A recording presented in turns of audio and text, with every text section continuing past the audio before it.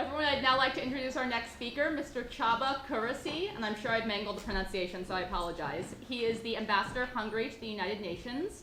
His career began in the Ministry of Foreign Affairs, and he has served as the Deputy Chief of Mission at the Hungarian Embassy in Tel Aviv, and as the Chargé d'Affaires at the Hungarian Embassy in the United Arab Emirates. Mr. Kőrösi was appointed Hungary's ambassador to Greece, and he served in that position from 2002 to 2006. And he has also served as head of the first and second European departments in the Ministry of Foreign Affairs from 2006 until his current appointment. Everyone, please join me in a warm welcome for Mr. Csaba Kőrösi. Have you ever tried to take the same decision or to tackle the same problem without stress? The difference might be huge. Some of us can hold stress fairly well. Some of us are even motivated by stress. Some others do commit very serious mistakes. Let me give you one example. Stalin. The year is 1941. Stalin had a strategy. His strategy was that there will be inevitably a war in Europe. In that war, the big powers will clash. So his strategy was to stay out from the clash, let the big guys bleeding one another, and when it comes to the absolute point of exhaustion, then he will come, and then he will show. So he made a pact with Hitler to make sure that Hitler wouldn't attack him. He also made a little bit of chit-chat with the British and the French. So he was absolutely convinced that he arranged his things. And then he started receiving contradicting information. The war started very well. Poland was attacked, France was attacked, Belgium was attacked. So it was according to the plan. Then he started receiving information that Germany is going to attack Russia, Soviet Union, sorry. He said, impossible. I made the deal personally. News came again. Germany is going to attack you. By the way, to put someone under stress, one method is to bombard him or her with contradicting information. The attack came in June. So Stalin broke down, completely broke down. He obviously was a person who tolerated stress in a very, very vague manner. He was impossible to be contacted for 3 days. Those 3 days costed 1 million lives. So under stress, states usually have a shrinking number of options. Maybe we have only unfavorable choices to do. We have an increasing possibility of doing mistakes, an increasing number of pursuing our own errors without noticing it. There's a larger possibility for clashing interests among states if they are also in the state of crisis or stress. And there's a chance to misread reactions and intentions of the other side. Are we in crisis now? Are we under stress now? Without saying yes or no, let me give you some of the tendencies, what we are witnessing in the world now. We are witnessing a process of redistributioning of influence. What does it mean? 20 years ago, about 80% of the currency reserves in the world were controlled by 8 central banks. The five biggest commercial banks in the world were all Americans. Today, about 75% of the currency reserves of the world are controlled by China, Taiwan, and Singapore, basically Chinese. Those 8 countries who used to be on the driving seat now control 8% of the currency reserves. 3 out of the 5 largest commercial banks in the world are Chinese. We are redistributing roles and functions. Who is controlling whom and who is financing whom? The most advanced countries in the world who used to dominate the history are now heavily indebted. Very, very heavily indebted. Japan, 185% of the GDP. United States is 115% of the GDP. Germany is about 80% of the GDP. And who is financing these debts? Partially, these debts are financed from internal markets, but the largest external financial source is Chinese. So it is obvious that the influence in the world, as General just mentioned a couple of minutes ago, is being shifted. How quickly, we still don't know. China is doing the same development within 10 years what has been done by the US during 50 years in terms of GDP per capita.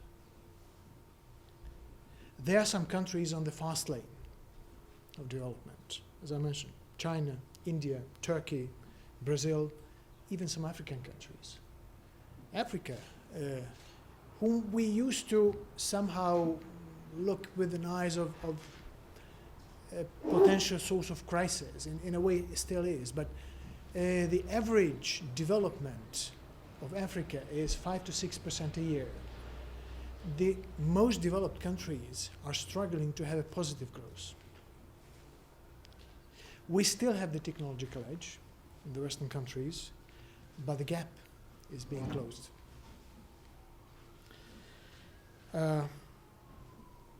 Unfortunately, we are facing with the biggest challenge of the unsustainable development.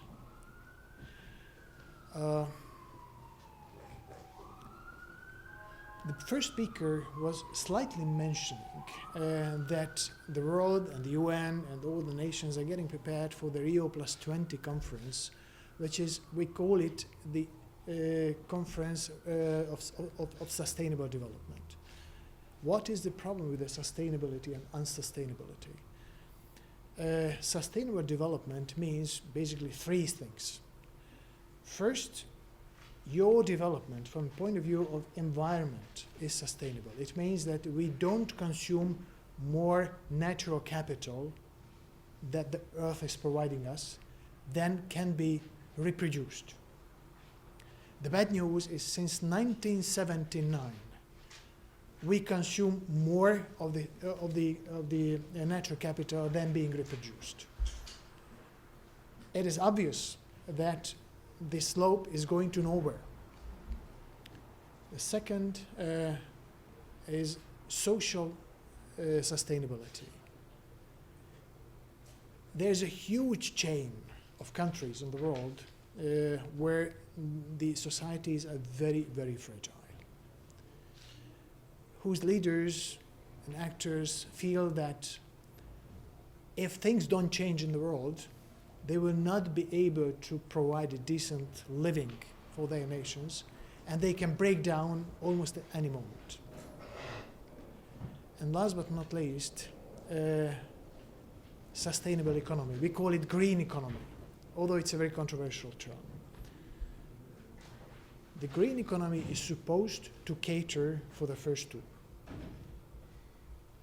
Right now, the system does not exist, and the equilibrium does not exist, does not work. If we cannot shift the change of course, if we cannot shift the course, the end of the road will be very, very gloomy. So are we in the state of stress? Yes, we are.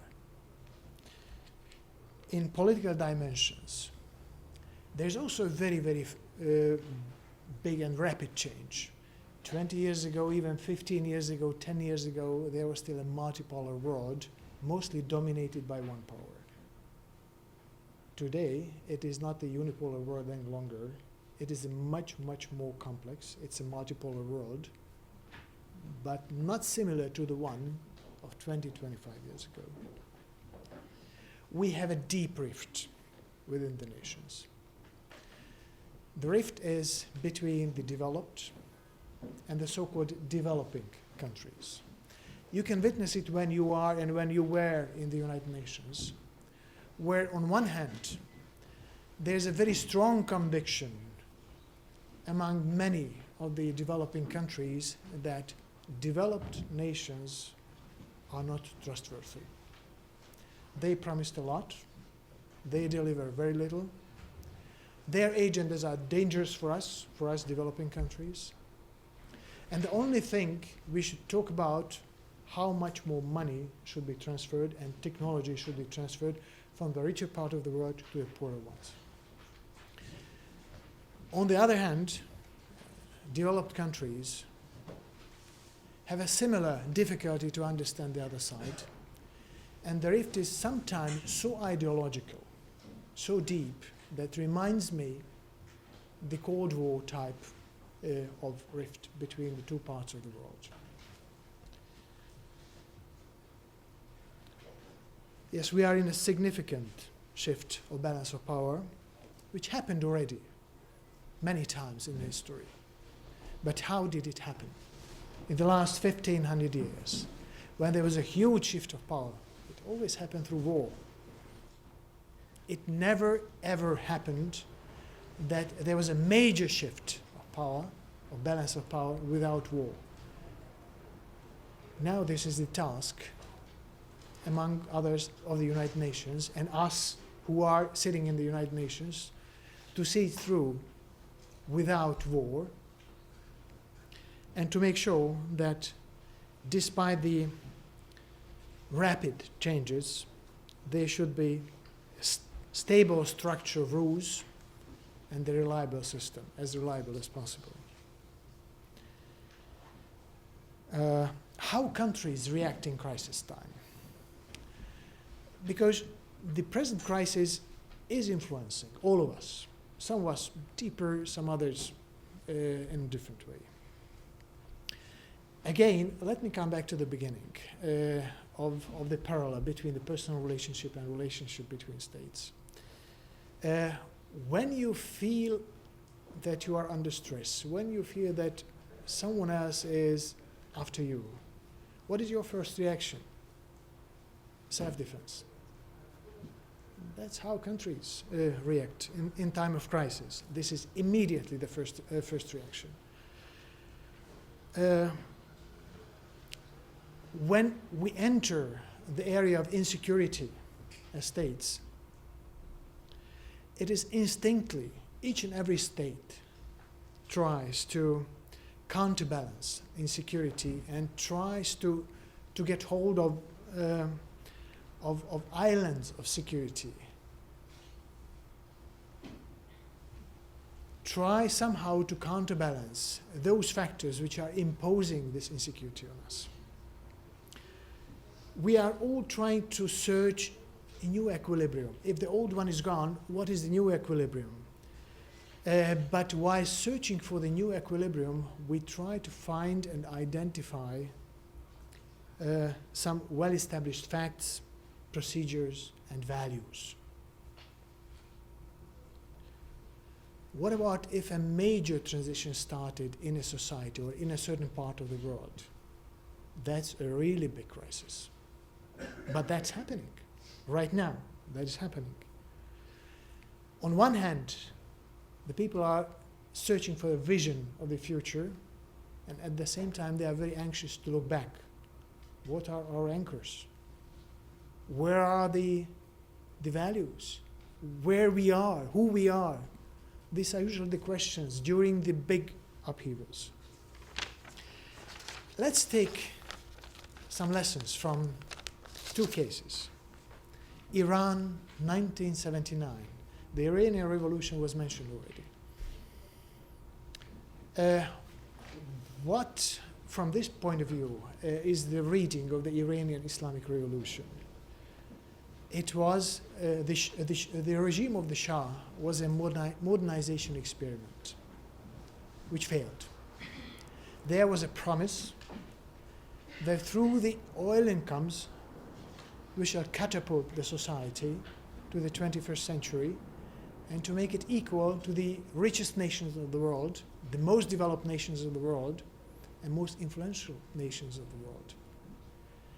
And a part of the fact that it was a rather corrupt regime, the whole experiment failed. What brought down the regime? Basically two factors: the bazaar and the mosque. The two establishments of the traditional society. It means that the society returned back to those values, those anchors which were very well known for the last 1,000 years. The society was looking for a solid ground during the shifting paradigm. Whether it is easy to find the good implementation of the old values in the conditions of the 20th or 21st century, it's a different story. Another example is the Arab Spring. Sometimes when we try to understand the behavior of nations, behavior of states and governments,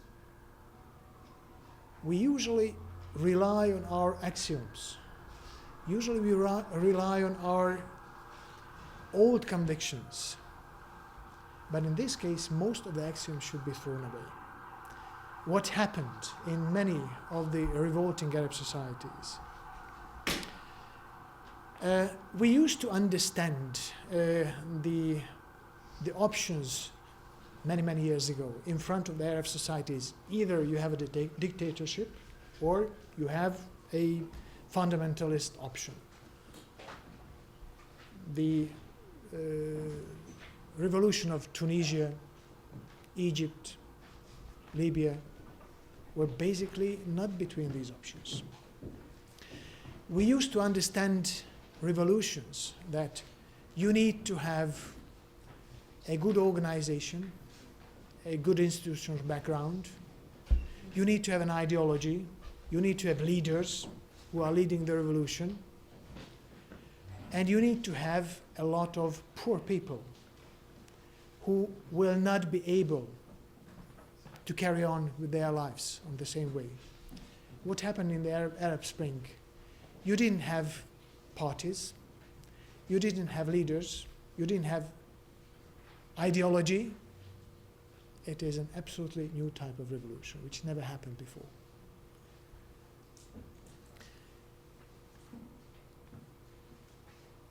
It was a revolt of a generation, basically a trained generation who were thrown out by the market. They couldn't have jobs.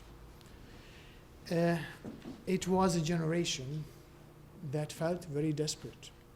Revolutions are usually done not by the poorest, but by the most desperate. The Arab Spring also gives us a very interesting lesson. You start with a very strange phenomena of a little bit civilian, little bit military uprising. You bring up human rights, and at the end of the day, the Islamist forces take the power. Why is it so? The Islamists never started the revolution. They had no role in those revolutions.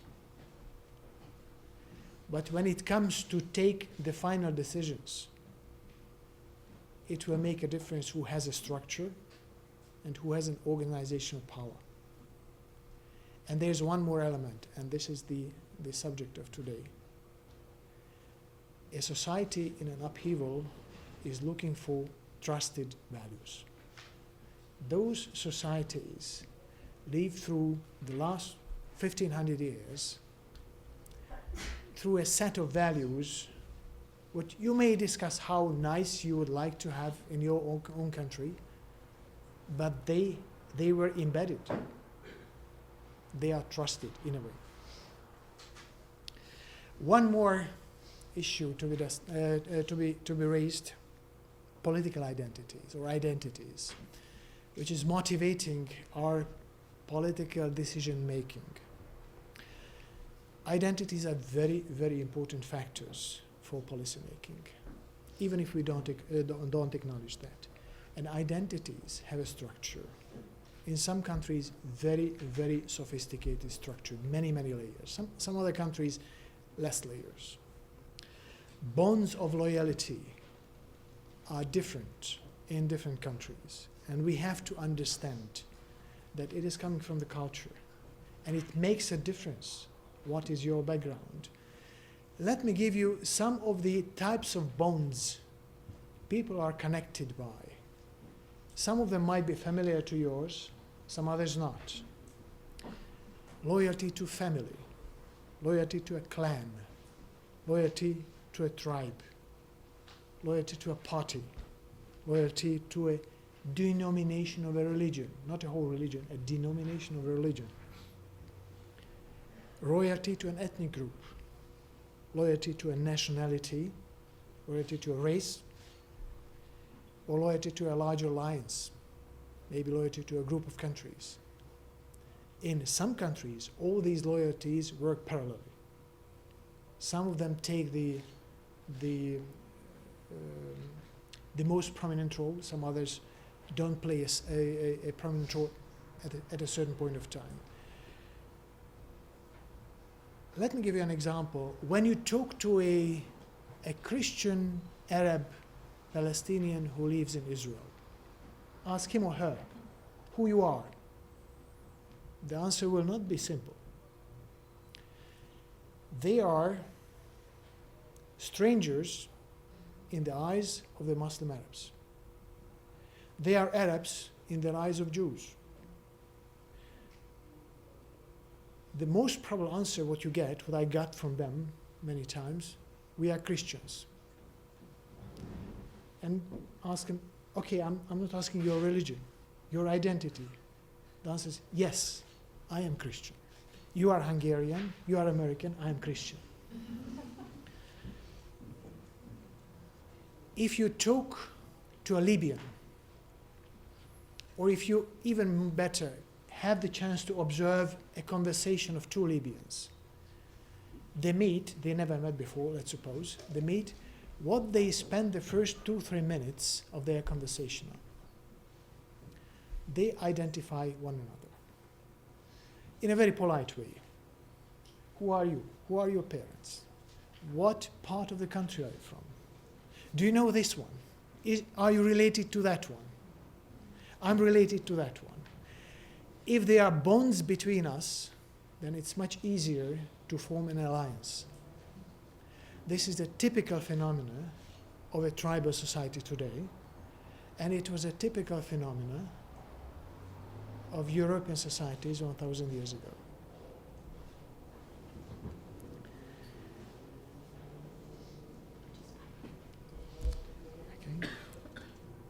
Okay. There is a debate in the UN, what you might have met with yesterday, multilateral, cultural relativism versus universally accepted values. What does it mean? One group of countries, including mine, most of the Western countries, say that human rights are very, very important, and they are enshrined, and they should be accepted everywhere in the world. And that should be a governing principle for all of us. Some other countries, mostly from the developing world, say that, hang on, there are no universally accepted human rights. There are some rights, but we don't think we have common values all over the world. So don't rush so quickly. What we have to acknowledge, that traditions, cultural heritage do influence our political behavior, and that should be taken into consideration. That's true. But it's also true that we are all signatory parties of international conventions enshrining human rights. So once we signed, once we're party of, it's our duty and obligation. None of the religions and none of the cultures can be interpreted in a way that genocide, racial discrimination, ethnic cleansing could be approved by any of these religions. However, avoiding the trap of cultural relativism versus supremacy of the so-called Western type of human rights, when entering negotiations, I think we need to understand in a much deeper manner, much deeper way, the cultural background of the other parties.